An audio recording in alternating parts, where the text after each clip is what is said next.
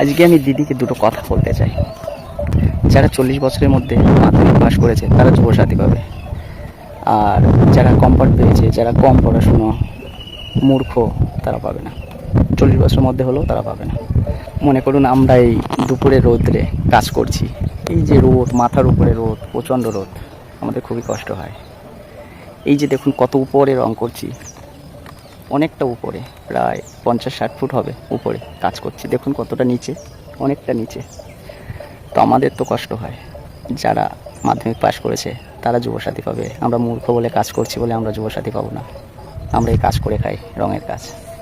তাহলে যারা মাধ্যমিক পাস করেছে, সার্টিফিকেট আছে, তারা দিদিকে ভোট দেবে। যারা মূর্খ, পাস করেনি, কমফর্ট পেয়েছে, চাষির ঘরের ছেলে, তারা দিদিকে কি করে ভোট দেবে? একমাত্র যারা মাধ্যমিক পাশের সার্টিফিকেট আছে, যারা যুবসাথী ভাতা পাচ্ছে, তারা ভোট দেবে। আমি তো পাই না, আমার পাশের গ্রামের অনেক ছেলেরাও পায় না, পাশের বাড়ির ছেলেরাও পায় না। তারা তো মূর্খ, চাষির ঘরের ছেলে, কী করে পাবে? তাহলে দিদি কি তাদের ভোট নেবেন না? এটা অন্যায় হয়েছে। দেওয়ার হলে সবাইকে দিতে হতো। 40 বছরের মধ্যে যেসব যুবক ভাইরা আছে, গরিব, সবাইকে দিতে হতো।